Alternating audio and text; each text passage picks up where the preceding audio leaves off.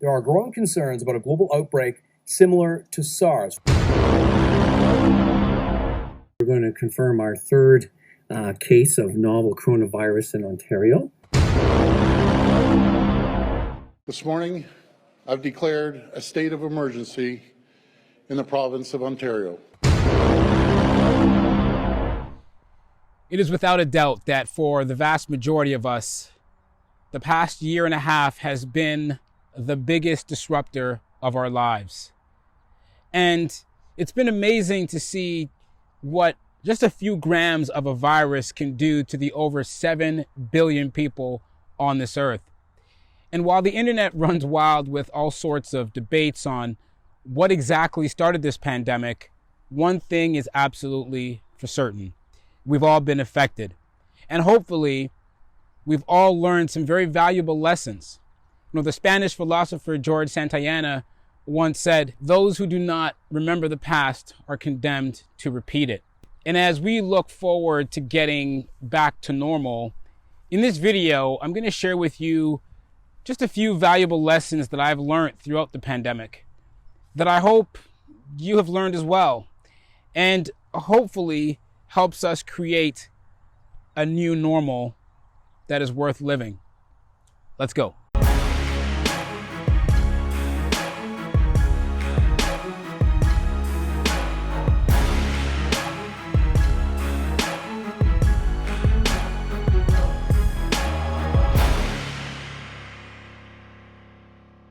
If you're new to the channel, my name is Kevin, and on this channel, I put out weekly videos that are meant to help people just like you see things from a different perspective. If you enjoyed this video, please be sure to consider subscribing. Let me know that you appreciate the videos that I put out. Turn on those bell notifications so you don't miss another one from this point forward. And of course, make sure to hit the like button and give it a share.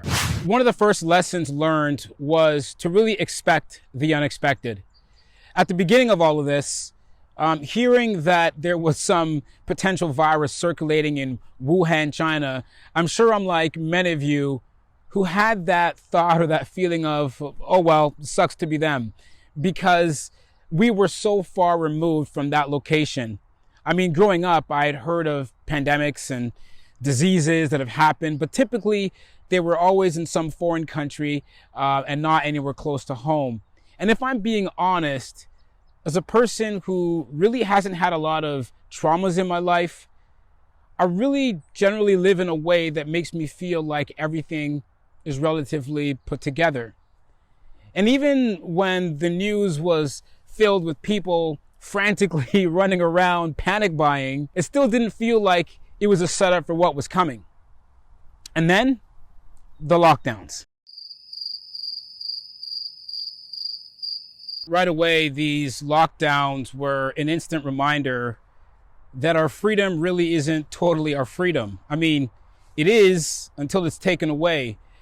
And I was immediately reminded that tomorrow is not promised. And while it's important to make plans in life, we need to be mindful that we shouldn't put off too much, because those same plans might just get disrupted in a way we didn't expect. You know, planning for emergencies, big and small, is crucial. While many of us would never see a pandemic coming, what about something more closely to home that occurs more frequently? A house fire. You know, do you have an evacuation plan, an easily accessible fire extinguisher, a properly working smoke detector? What about a car accident? Do you have a first aid kit in the trunk? It's amazing how many times we get caught off guard with life's little mishaps when we should expect the unexpected. The next thing that it taught me was just how connected we all are. We are all human. You know, regardless of your race, your age, your gender, your socioeconomic status, every single one of us was susceptible to this virus.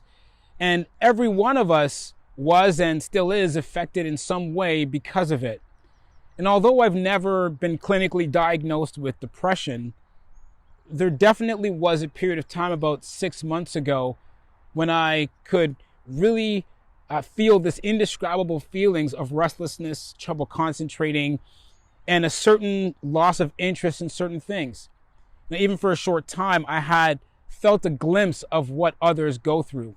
It showed me that we all go through the same circumstances in life, but the only real difference is the lens from which we see it through.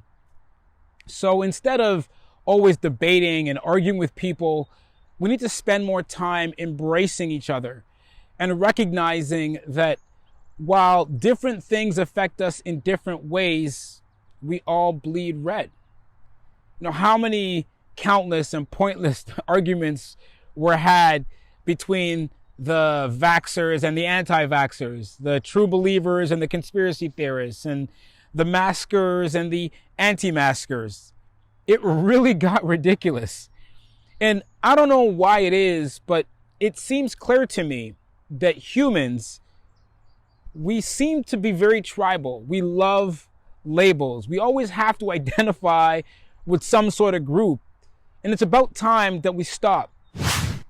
This pandemic also really helped me to understand how much human touch matters, especially in our North American culture where we've been slowly sucked into the rat race of life, running from one thing to the next with very little rest in between.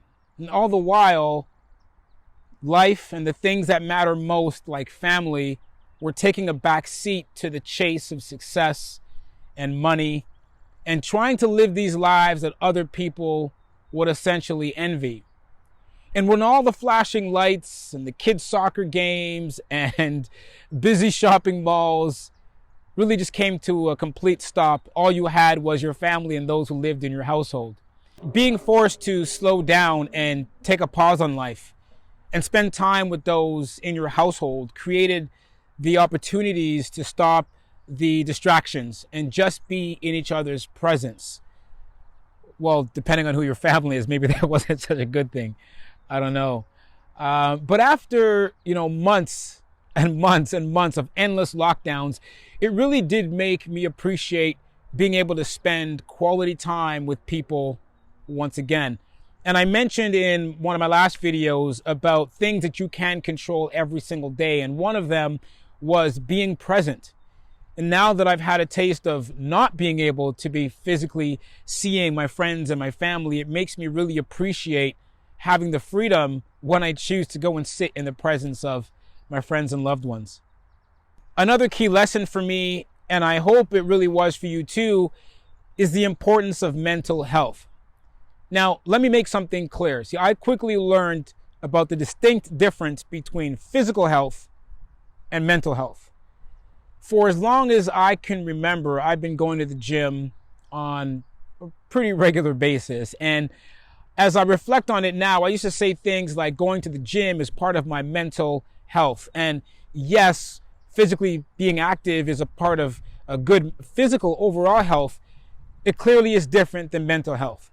In the same way that physical fitness helps us stay strong, mental fitness helps us maintain a healthy mind. And a mentally healthy person enjoys their life, their environment, their relationships, everything with other people. We can be creative, we can learn, and we're open to much more adventure. It affects how we think, how we feel, and even how we act. It also determines how we handle stress, relate to others, and make healthy choices. I really started to notice how much isolation was playing a huge role on my mood, and it only made me think about those who unfortunately are locked up in a cell or those individuals who live by themselves. And speaking of physical fitness, without having a gym to go to, I had to depend on going for walks and exercising outdoors. And this really helped me to appreciate nature more. When the lockdowns first began, I was a little bit too excited to work from home. But over time, sitting in a makeshift office turned my back to mush. And soon I was seeing a chiropractor to help straighten me out. And that made me have to spend time going for walks to help keep my back from tightening up. So getting out into the quietness of nature was just so beautiful and so refreshing. You hear the birds chirping and the bunnies are hopping around, without a care in the world. And it really made me realize just how much I like to worry too much.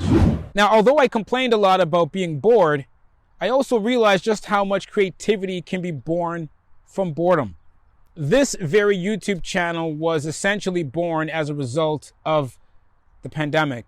Being stuck at home and having to find ways to entertain myself, I picked up my camera and just started recording. I'd like to know, though, from you, what was the most creative thing that you got up to during the lockdown? I know a lot of businesses that were created as a result of people being bored and stuck at home. Businesses even had to pivot based on all of the circumstances. And as much as the effects of this virus was a bummer, I know several people that started really getting outside of their home, exploring nature, and exploring parts of their city that they never even knew existed. I know I certainly did. Maybe being bored isn't such a bad thing after all. It also taught me how much we rely on certain services and what really is essential. It really is true that you never know what you have until it's gone. I learned very quickly how much I was having a reliance on fast food restaurants to feed me and just how much money I was spending, like a lot. I learned that Dollarama had much more to offer than many higher priced stores. And I learned that maybe, just maybe, toilet paper is much more essential than once understood.